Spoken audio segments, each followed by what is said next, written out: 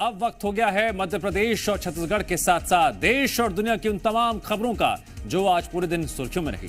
हम आपको दिखाएंगे वो स्पेशल रिपोर्ट जिसमें होंगी देश और दुनिया की तमाम बड़ी खबरें।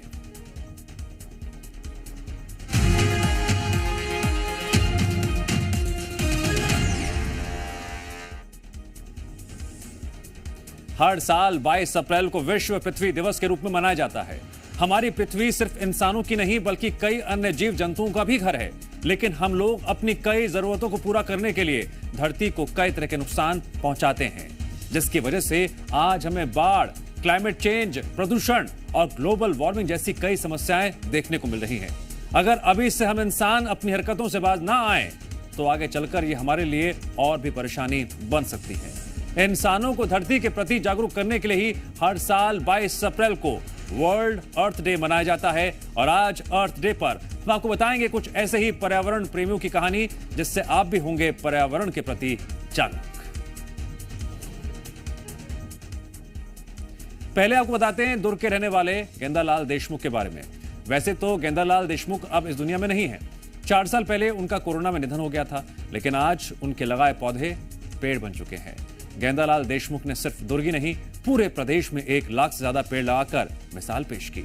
वहीं गेंदालाल देशमुख के साथ काम कर रहे हैं रोम शंकर यादव।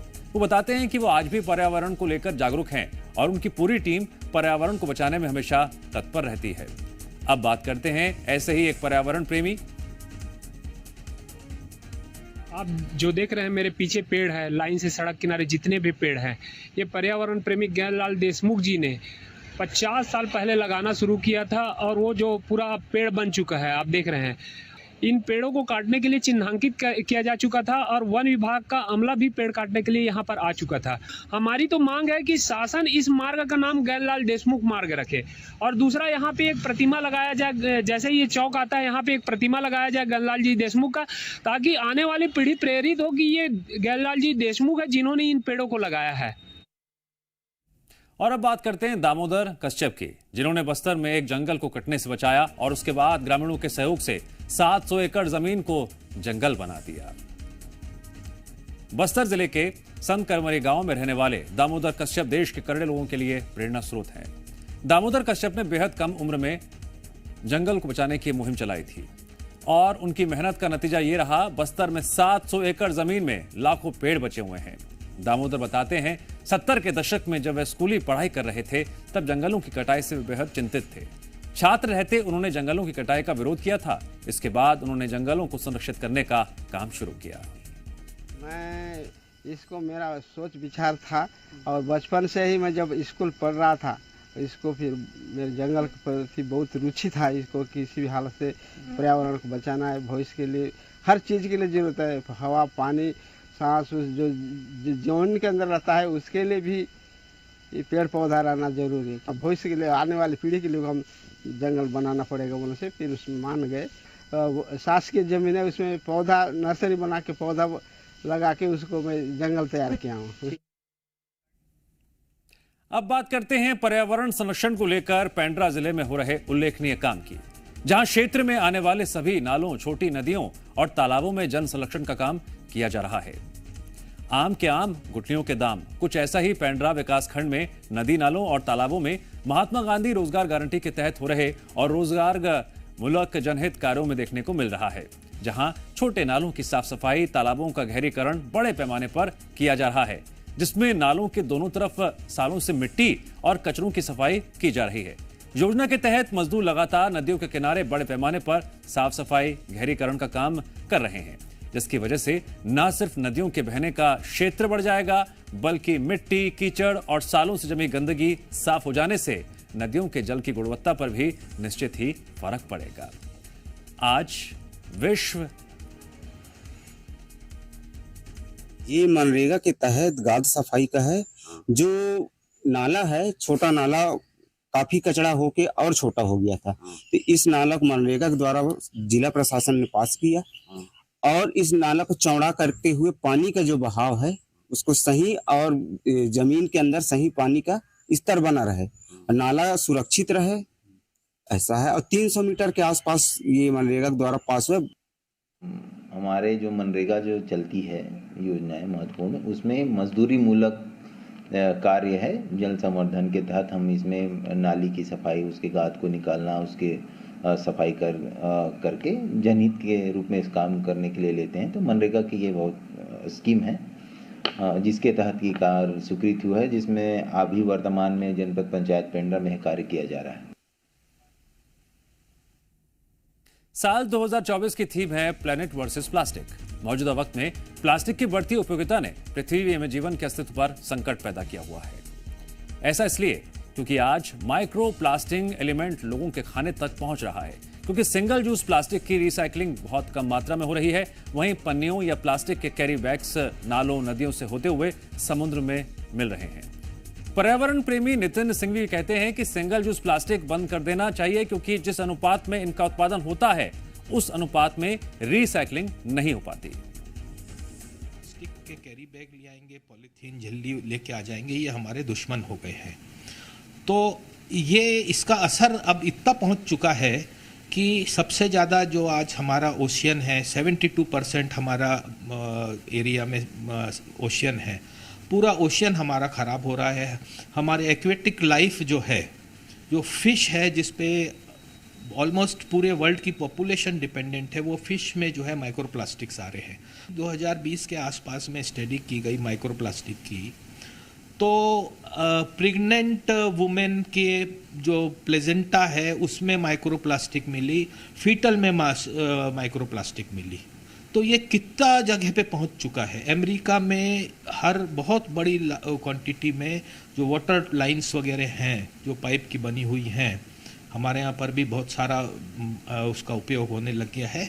तो ये माइक्रोप्लास्टिक अब हमारे शरीर के अंदर जाने लग गई है। अभी तक के साइंस के पास में एक्चुअल डाटा नहीं है कि ये किस किस हद तक के हमारे कौन से ऑर्गन्स को नुकसान कर रही है। हमको मेन मालूम है कि ये लंग्स को ख़राब कर सकती है, इससे कैंसर हो रहा है, इससे बहुत सारी हमारी नुकसान हो रहे हैं, पर ये पूरा हमारा सिस्टम ही ख़राब कर दे रही है। अर्थ डे के बाद अब बात करते हैं देश की राजनीति से जुड़ी बड़ी खबर की। नेता पैदा करते हैं तनाव, भुगतना जनता को पड़ता है, और ऐसा ही भ्रष्टाचार नेता करते हैं, भुगतती है जनता। पश्चिम बंगाल में एक झटके में 23,000 शिक्षकों की नौकरी चली गई। जहां किसी को नौकरी मिलती है, किसी को निराशा हाथ लगती है। यह है पश्चिम बंगाल का हाल। यह कैसा सिस्टम है? ममता राज में टीएमसी के नेता नोट छिपाते रहे और युवा शिक्षक नप गए।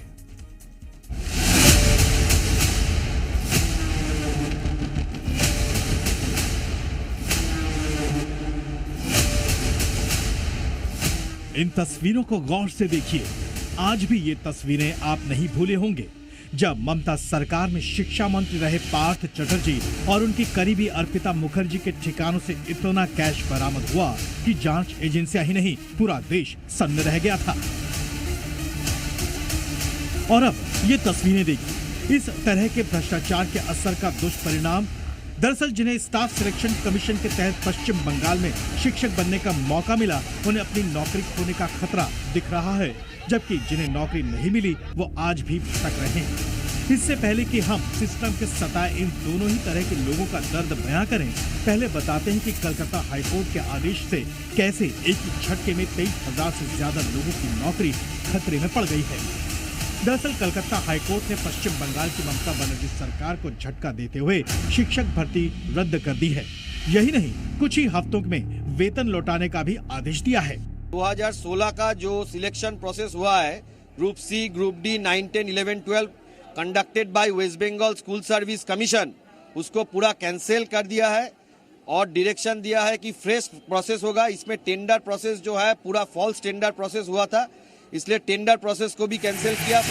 अब इस फैसले से इलियास बिस्वास जैसे शिक्षकों को अपनी नौकरी खतरे में पड़ती दिख रही है।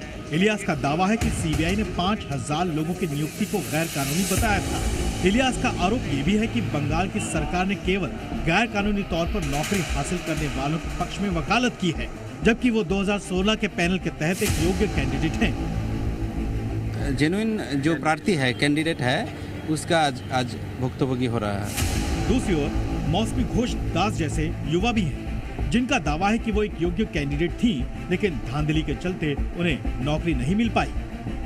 हम लोगों को इस लड़ाई को शेष देखने का उम्मीद उसका ज्यादा है था। ना हम लोगों का ये चैलेंज है जे ये जे नौकरी हमारा योग्य चाकरी प्रार्थी हमको ये नौकरी जरूर मिलेगा। आपको बता दें कि पश्चिम बंगाल सरकार ने 2024 में सरकारी और सहायता प्राप्त स्कूलों के लिए टीचिंग और नॉन टीचिंग स्टाफ भर्ती किया था। तब 24,640 रिक्त पदों के लिए 23 लाख से अधिक लोगों ने भर्ती परीक्षा दी थी। अब पश्चिम बंगाल की मुख्यमंत्री ममता बनर्जी ने भी इस फैसले को गैर कानूनी बताते हुए विरोध किया है।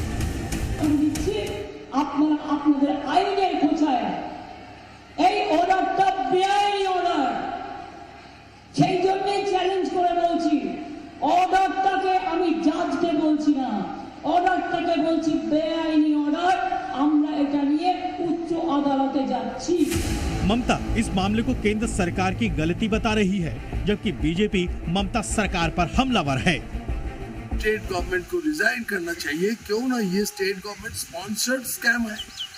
देखिए आज इसी इंक्वायरी के अंदर क्या हो रहा है, हमारे जो पश्चिम बंगाल के पूर्व शिक्षा मंत्री जेल में है। चुनावी मौसम में ममता बनर्जी को शायद ये तस्वीरें याद होंगी जब शिक्षक भर्ती घोटाले में गिरफ्तार बंगाल के पूर्व शिक्षा मंत्री पार्थ चटर्जी की करीबी अर्पिता मुखर्जी के 2 फ्लैट से जांच एजेंसी ने करोड़ों रुपए जब्त किए थे। उस दौरान 44 घंटे की रेड में करीब 50 करोड़ रुपए से ज्यादा का कैश बरामद किया गया था। इनमें 1-1 किलो की 3 सोने की ईंटें भी थी, आधा किलो के 6 सोने के कंगन और अन्य ज्वेलरी भी शामिल थी। सवाल यह है कि आखिर नेताओं के भ्रष्टाचार की वजह से 23,000 से ज्यादा लोगों पर बेरोजगार होने का खतरा क्यों मंडरा रहा है? कौन है इसके लिए जिम्मेदार? Bureau report, C media. अब बात बीजेपी उम्मीदवार माधवी लता की, जो हैदराबाद की हॉट सीट से AIMIM चीफ ओवैसी को टक्कर दे रही हैं। उनके एक वायरल वीडियो पर बवाल मच गया है, जो उनके लिए मुसीबत भी बन गया। दरअसल रामनवमी के मौके पर तीर धनुष चलाने का उनका एक्शन एक समुदाय को पसंद नहीं आया और पूरा मामला सियासी हो गया।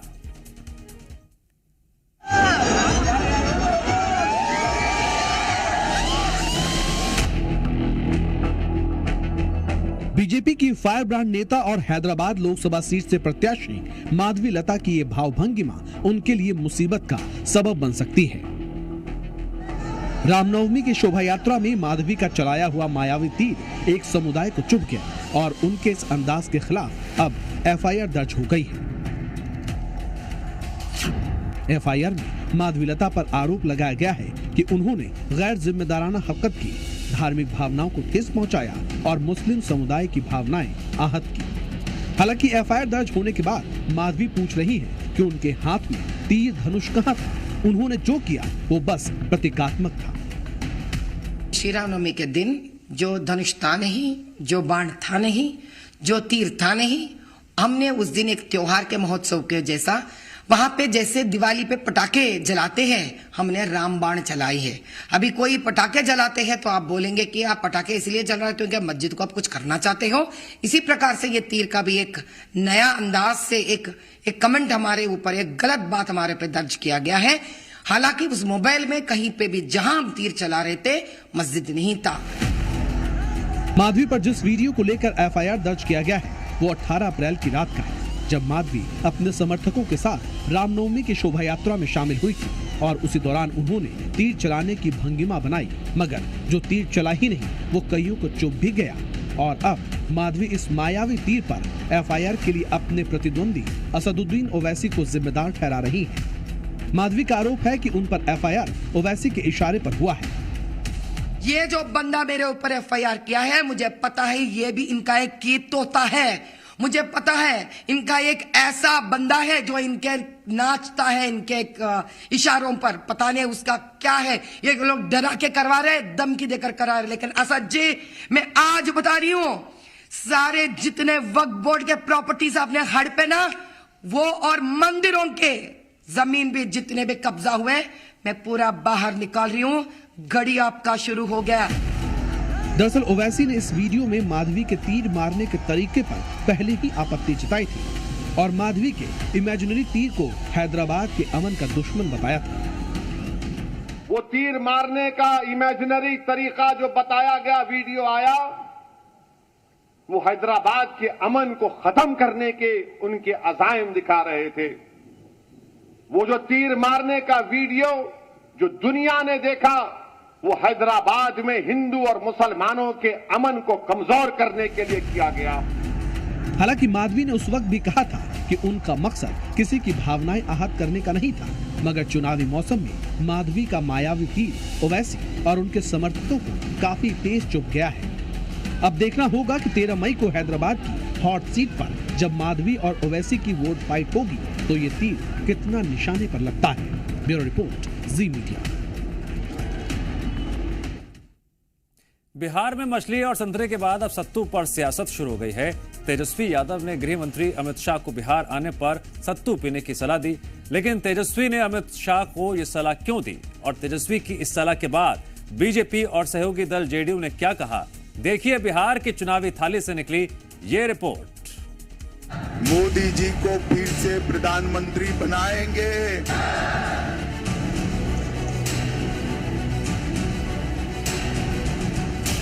लालू राबड़ी का शासन याद है या नहीं है भाई? याद है ना? बिहार को जंगल राज में बदलकर इस लालू प्रसाद यादव ने रख दिया। अमित शाह जी आए बिहार तो सत्तू पिए।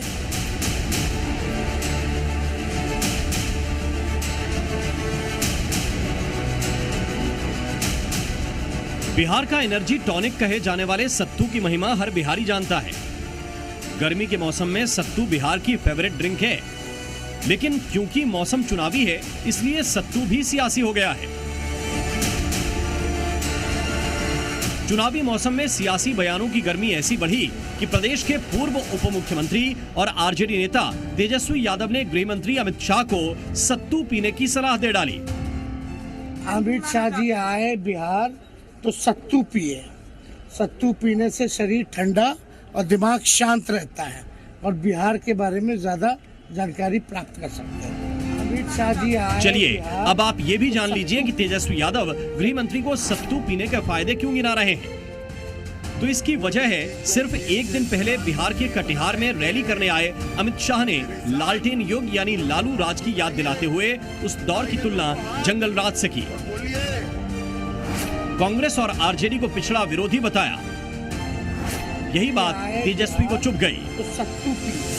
लालू जी की लालटेन और पंजे के साथ जाएंगे तो दंगे मिलेंगे, अत्याचार मिलेगा, अन्याय मिलेगा, गरीबी और भूखमरी मिलेगी। एनडीए के साथ आएंगे, कमल के निशान और तीर के निशान के साथ आएंगे तो मोदी जी और नीतीश जी की डबल इंजन सरकार हमारे बिहार को आगे बढ़ाएगी, खुशहाली लाएगी। तेजस्वी ने शाह को सत्तू के फायदे गिनाए तो बीजेपी और सहयोगी जेडीयू ने पलटवार किया। बयान तेजस्वी ने दिया, लेकिन जेडीयू सत्तू के बयान को लालू तक लेकर पहुंच गई। सत्तू का अनुभव तो स्वाभाविक है, क्योंकि आपके पिता जब कैदी नंबर 3351 के रूप में कोटवार जेल में निवास कर रहे थे, प्रवास कर रहे थे, तो सत्तू का बेहतर इस्तेमाल किया था। खबरों से रहिए अपडेट और देखते रहिए जी मध्य प्रदेश छत्तीसगढ़।